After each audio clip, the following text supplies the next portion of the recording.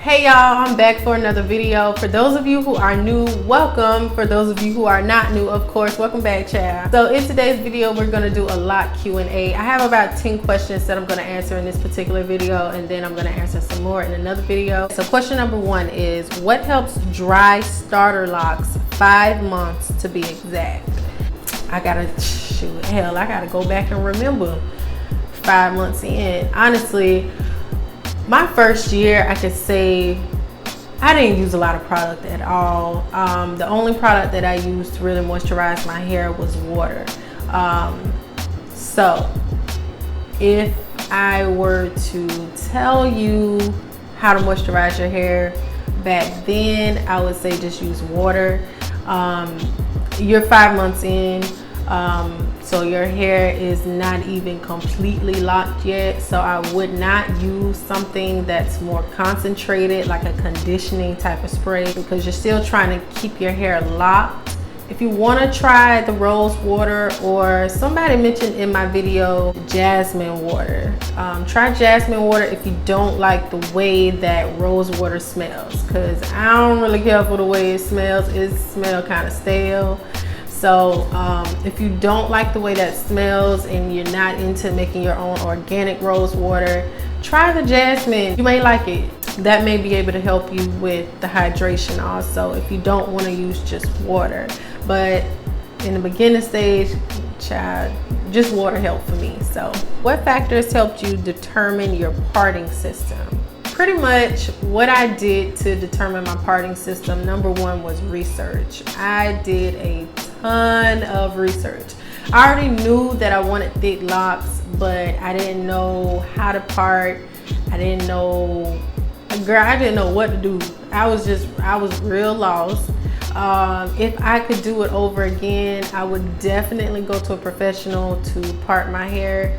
But I would want to make sure that I go to someone who listens to what it is that I really want, but can also still steer me in the right direction, because sometimes you may want something and then it doesn't turn out the way that you expect it to. So you want to go to someone who has good judgment. But what I did was I just did a lot of research, girl, because I did my hair myself. I started my locks myself. And so I wasn't as educated. What determined my parting system, or what helped determine my parting system, was basically just researching the different types of parting systems. So you have your freestyle, which is basically you're just parting as you go. No real definition to it. You just parting. And then you have your square or rectangle type shape. You have your diamond parting. If I'm missing one, y'all comment down below. But yeah, you have those. Those are the ones that you pretty much see a lot, are the rectangle or square ones. And then you don't really see the diamond ones. You see more of like the curved ones. I would prefer the curved ones. Child, if I was to ever start my locks again, I would do the curved one, which I'm pretty sure I'm probably gonna get tired of this set, years to come. But if I was to ever start again, I would do the curved parting system next time. So basically, you just want to do your research. Look at the way that other people are getting their hair parted. Look at more of the professional type of videos for stylists who actually do hair. And then that will help you determine which parting system you want for your hair, which one fits you. That's pretty much how I did it. That's all it is to it. You just got to do your research, and then you have to determine what you feel would look good on you. Your parting system also has a lot to do with how you style your hair as well, from what I've researched. So you just kind of want to look into that and get a little bit more knowledge on it before you decide to just part your hair however, because in the long run you may regret it. So definitely do your research as far as how you want your hair to be parted. What can I do to ensure my locks are super thick besides parting? I have naturally thick hair, but they're not fluffy, and I'm almost 8 months in. Thanks in advance.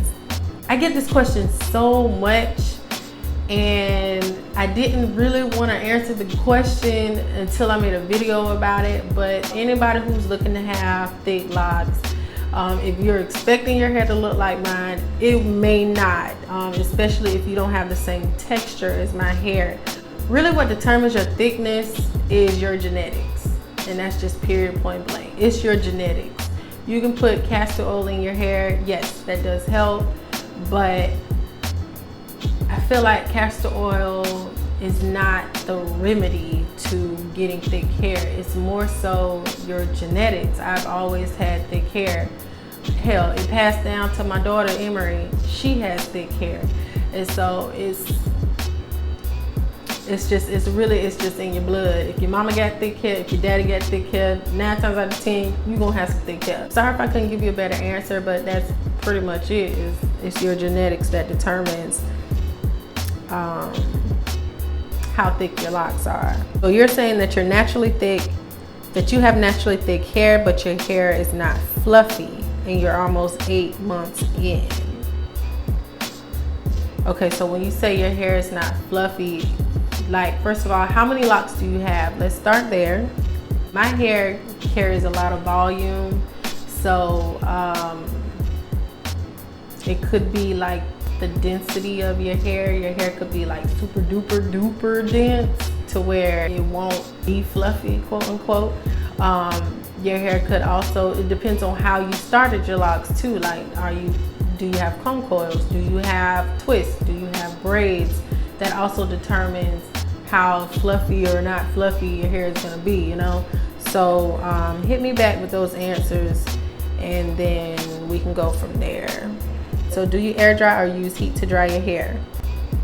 In the beginning, okay, I've been locked for 4 years now. In the beginning, that's all I used to do, child, was air dry my hair. I tried using the dryer. I did not care for the dryer. So I just air dried my hair. My hair was shorter. It was new. I was new to it. Nowadays, because my hair is longer, I'm gonna tell you, I do not like walking around with a wet head. I don't like walking around with a damp head unless I just absolutely am in a rush. That's the only way. So nowadays, yes, I do prefer to use heat to dry my hair. So if you want to call it artificial heat or whatever, that's what I like to use. How do you prevent and move lint? It's really hard to basically prevent yourself from having lint in your hair. I have one lock in particular, maybe two, that they have a lot of lint, and I've never dyed my hair, so I don't know. I just kind of embrace it because I'm really not ready to color my hair. I may never color my hair, honestly, but yeah, if you really want to like be proactive in preventing lint, the only thing that I could tell you to do is like wear a bonnet or a scarf before you put a shirt on, before you basically go to sleep at night, things like that. Put a scarf on. Make sure that when you wash your hair, you use a black towel. Or I've also seen some people mention the microfiber towels. I haven't used one, so I don't know if lint will come off on that, but I don't think lint comes off on microfiber because I use those to wipe like mirrors and windows and stuff, child, and I don't see no lint coming off. So if you want to use a microfiber towel, you can do that, or use a black towel, because if you do get lint in your hair, you ain't gonna see it because it's black, if your hair is black. So yeah, that's what I recommend. The back rows, they tend to get it the worst. I have a few. I have maybe like 1 or 2 that are really bad, but girl, I probably got lint in my hair right now. Nah, you can't really see, but it's in there. Okay, next question. How often do you retwist, and what products do you use? I used to retwist a lot. I used to retwist so much that I felt like I was retwisting too damn much. Once I hit my year mark is when I started to slow down on my retwisting. And then basically the older my hair got, the longer my hair got, the longer it took for me to retwist. So now, honestly, I'm 4 years in. Girl, it could take me a month before I retwist, easy. Really, I just retwist now when I feel like it. I prefer my hair with the new growth anyway. I just like the fuller look. But especially because I have been going through postpartum shedding, I really was trying not to retwist as much until my edges grew back, and then we'll talk about that in another video too. The products that I use to retwist my hair, I do use two types of foams. The second foam I just started using. It is more affordable. The first foam that I use is actually from Design Essentials. It smells really good, has an awesome hold. The only thing that I don't like about it is that it's kind of sticky. I don't like the stickiness of it, but it does smell good. It keeps your hair shiny, and it holds, girl, it holds. It holds your hair. I ran out of the Design Essentials. It does run about $15, but it does last. So you're gonna get your $15 worth. Girl, it even lay your edges. So that's some good stuff, okay? Yeah, I ran out. I didn't feel like spending the $15, so I was looking. I found a foam online that basically people who do, like the stylists that do braids, I found that they use this foam when they're doing braids for people, and it looks really good. So this particular brand is from Bronner Brothers. It's called Tropical Roots. The foam works great. It does not smell as good as Design Essentials, but it still gets the job done. That foam runs about $5, but it's a quality product to me. So yeah, that's the product that I use to retwist. I don't use gels in my hair. I tried that, I want to say year 2. I tried it and I saw the buildup and I stopped immediately. So like, I'm real big when it comes to like buildup and stuff like that. I do not want buildup in my hair, and so I'm not big on trying to keep the frizz down and all that. My hair is frizzy. That's just what it is. I've embraced it. I suggest y'all do the same, unless y'all want to see buildup all up and through your hair. You're gonna see buildup if you continue to use those heavy gels, those heavy creams, all that extra stuff. You don't want to use that. At most, if I do have buildup, it'll probably be in the front, because I've been practicing laying my edges lately. So that'd be the only thing. If I do have buildup, it'll be there. Were your locks always super thick? How long into your journey before they reach the level of thickness they are now? So were my locks always super thick? I would have to say yeah. Honestly, I feel like my locks have become more condensed the longer that I'm locked. And it could be because there was one instance when I was pregnant, all I wore was my satin scarf. Like, I was so drained and tired.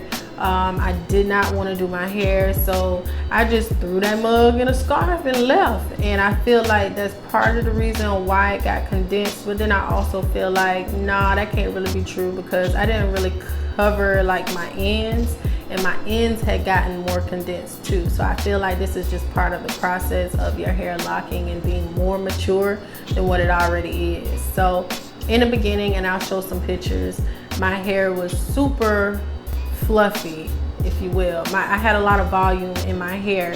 I had a lot of shrinkage in my hair, and I felt like my locks were really big back then. And then the more time progressed, the more my hair basically started to come to its size. How long into your journey before they reach the level of thickness they are at now? So year 4 is the year that I noticed that, okay, this is it. This is the most that my hair is gonna do. So year 4 was it. Year 4, I felt and I knew that my hair had completely matured, and that this was the size that they were gonna always be. And yeah, so that's that on that question. So we're gonna wrap this up. Hopefully you guys enjoyed this video. Don't forget to hit that subscribe button if you have not already. Also, don't forget to hit the notification bell so you can be notified whenever I do post another video. Also, don't forget to hit that like button. Let's get this way up there. Until next time, thank you guys for watching, and I will be talking to you soon. Bye.